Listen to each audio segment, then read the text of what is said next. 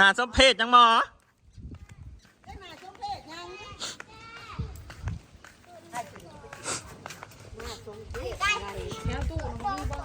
ไปถึงนะคะ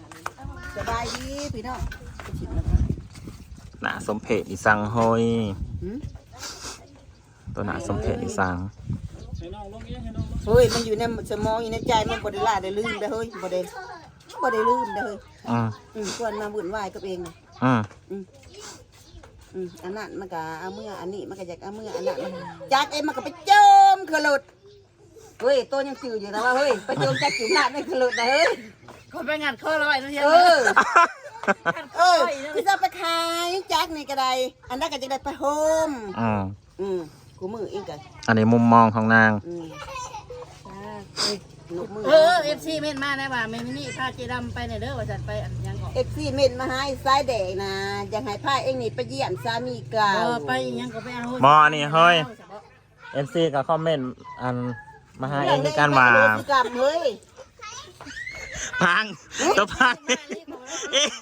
เองนอนบ่รับนะยอดอันเรื่องนี่แล้ว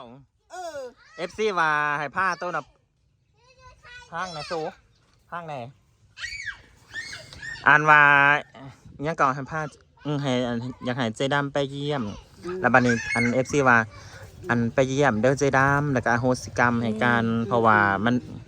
ยังเกาะเอิ้นว่าล่าสุดท้ายเลยเด้เฮ้ยมันจังสิบ่เป็นบาปเป็นกรรมต่อกันมันจังสิบ่จองเวรจองกรรมหั่นเด้ ใจอ่อนไปนำกูนี่หน่อย บ่กับบ่ว่าดอกเฮ้ยอันนี้เองก็ยังบ่ทันส่วนโตอันนี้เองว่าสิโตฟังโตบ่ต้องคิดเรื่องนะเองว่าสิโตฟังโตบ่ต้องคิดเรื่องโตสิ เองเข้าใจโตเองเข้าใจโต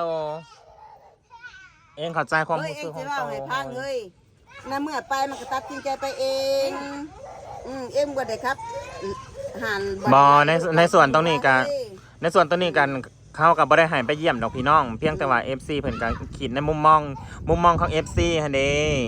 ด้วยความที่ว่ามุมมองของการปล่อยวางประมาณนี้นะเฮ้ยอย่างนี้เห็นได้ก็เรื่องของไผของมันบาดนี้เธอตัดแล้วก็คือตัดเนาะเฮ้ยเธอน่ะเต้งน่ะลืมแต่มือลงเงินไปจากกันแล้วเอ้ยปงวางปึ๊ดก็แล้วแต่เนาะพอสิเป็นจังได๋ก็บัดลูกหั่นเด้ซะเฮ้ยลูกกับส่วนลูกมันบ่ลูกกับส่วนลูก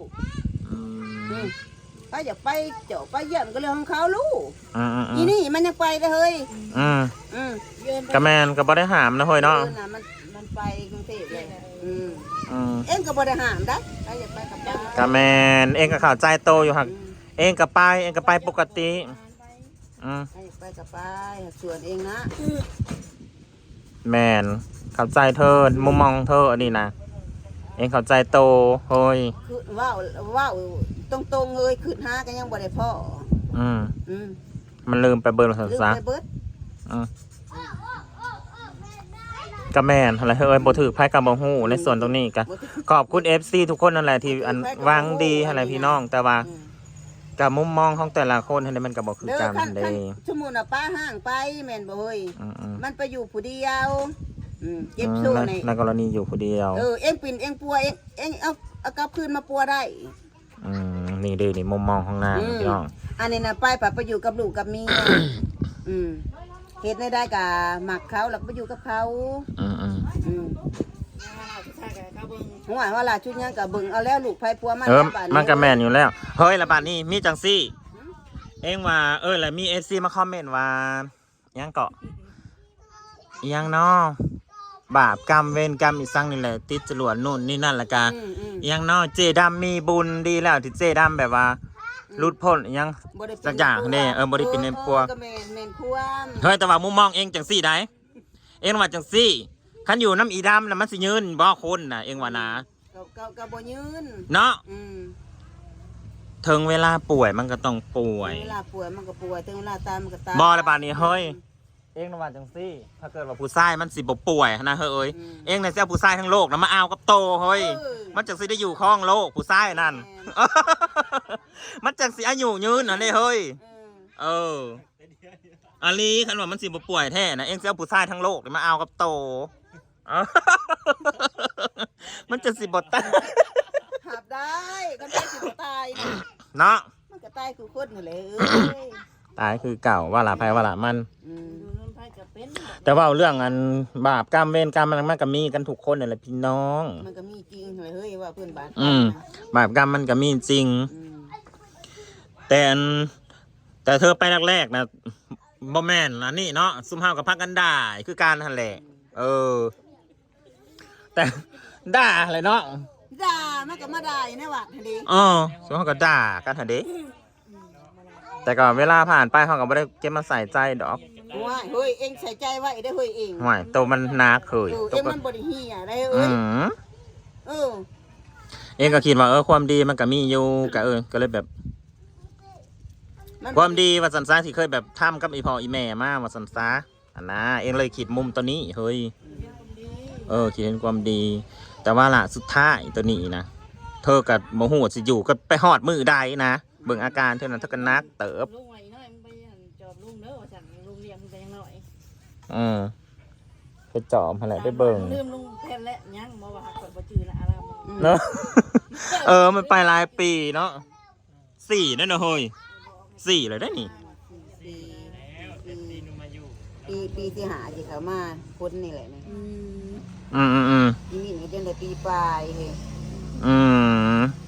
ลูกเก่าข้าไปไปเจอกับไป ร้านเนาะ ลูกหลาน เอาตาแล้วก็คือตาเนาะแล้วก็แล้ว แม่หักเต้งหัว ตกอโหสิกรรมแต่ว่าเฮ้ย ยังหึง ละอาโหสิกรรมฮะอาโหสิกรรมอยู่ในใจเนี่ยอาโหสิกรรมแล้วอาโหสิกรรมมันแล้วมันก็จบ อโหสิกรรมกันยังไง มันสิบ มันก็บ่ได้เฮ้ยก็มัน ได้ เป็น บ่ บาปเป็นกรรมต่อกัน ว้าย น้องกรรมอยู่นี่ มันบอกจบเด้อเฮ้ย โจกกะยามัน มัน จะน้องนี่ครับเอ้ย มันจะน้องกันอยู่นี่ เอ็งก็จะน้ำไส้กันอยู่นี่ อ๋อ แสดงว่าได้พวกขึ้นมาอยู่ ศาสตร์หนามันก็เป็นกรรมต่อกันและสนะเฮ้ย เวลาจะได้ขึ้นได้ เอาแบบหนึ่ง อืม แต่ว่าที่อยู่ใส่กรรม แต่ว่าที่ใส่กรรมหักทางว่าจะได้ขึ้นนะโบ อืม หักจะขอใส่กรรมก็มันอยู่จังสี่ อืม ยอมเป็นกรรมอยู่นั่นนี่ ย่อมเป็นกรรมต่อมันอยู่แนวนี้ ตายก็บอกไปเผาบอกเฮ้ย ไว้ยังหึงเลย ยัด เออ เข้าไปไปเลย โบได้บ่ได้ไปเผาอีก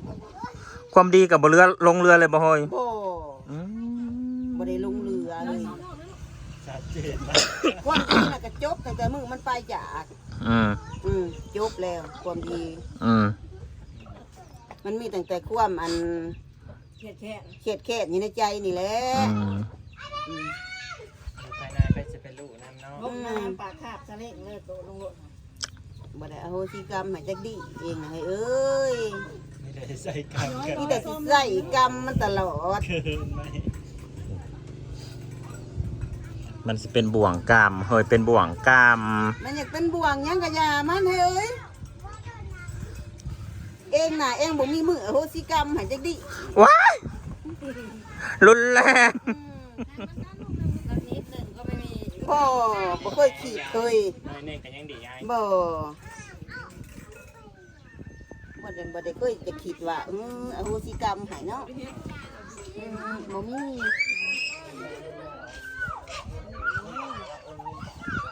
นั่นเดี๋ยวเอ๊ะกันบึงนู้นน้ำตาลเอ้ยยกได้ลูก บ่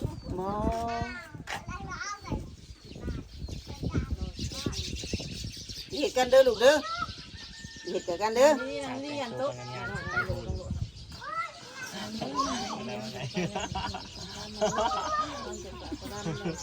เขาไปได้เอาให้เบิ่งบ่ให้คลิปเองเป็นฐานเนาะเฮ้ย เห็นอ่างก็เห็นอยู่ เห็นแล้ว อ๋อ อ่างก็เห็นอยู่ กันว่าต้องบ่ได้เห็นสองเฮ้ย นั่งวันนั้นได้เกาะเห็นเอาซิกแล้วได้เกาะ ก็บ่ได้รู้สึกในใด เซยๆมาเฮ้ย ซื่อๆอยู่เฉยๆอยู่ กลัวความรู้สึกนางมันด่านฟ้าแล้วเด้มันก็เลยแบบ มันก็เลยบ่ได้รู้สึกหยังฮะเด้ บ่ได้รู้สึกว่าโอ้ยสงสารจังซั่นจังซี่ อืม แต่เฉยๆอยู่ หากบ่ได้สมน้ำหน้าติ มันก็หอมหั่นแหล้ว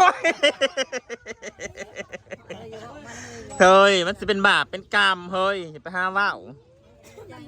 เซย กรรมกะยานมันเอ้ย ๆ อิหยังก็อยู่ในใจเลยเฮ้ยเก็บไว้อยู่ในใจอืม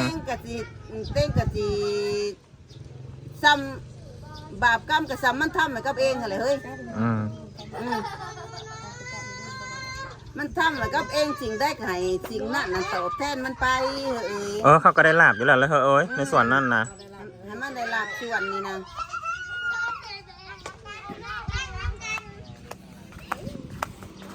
บ่ซื้อนกเข้าบ่ซื้อบ่ซื้อนกเข้าบ่ โอ้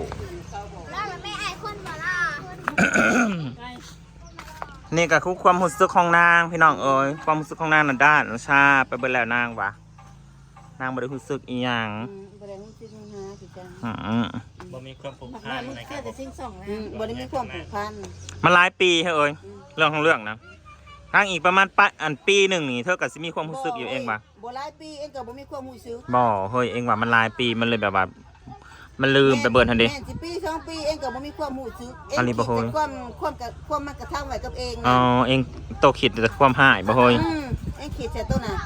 มันก็เลยแบบนี้เนาะ อืม อืม มันก็เลยบ่มีความอันคิดว่าโอ้สิแต่ว่าสิสงสารกันบ่สิคิดฮอดกันเล็กน้อย อืม เฉยๆเฮ้ย อืม อืม อืม อันผู้นั่นก็ถามผู้นี้ก็ถามเนาะ อืม ก็เฉยๆอยู่เฮ้ย อืม ผู้นั่นก็เห็นหน้าก็เฮ้ยบ่ได้มาเจอตาเฒ่าบ่จังซี่ตาเฒ่าใช่เฮ้ยตาเฒ่าเองตายไปแต่เฮิงแล อืม มีแต่ต่อเข้าไปนี่ อืม กระถาวตายบนช่องบนชามบนยาย ตายไปสองแล้ว ตายบนแหลก อืม อืม ผู้หนึ่งก็ตายอยู่ผู้บางเลี้ยงผู้ อืมมันบ่ได้ตายเด้อเฮ้ยอันนั้นนั่นเองเห็นมันยังย่งอยู่ได้มันบางอ้วนๆหนึง บ่ เออ จริงแล้วว่าตายเลยเฮ้ย เบิ่งทรงมันคือสิบ่ได้ตายง่ายดอกไล่นั่นน่ะ ปัญญาอยู่เนาะ โอ้ยมันบักอ้วนหนึง อ้วนกับอ้วนยาย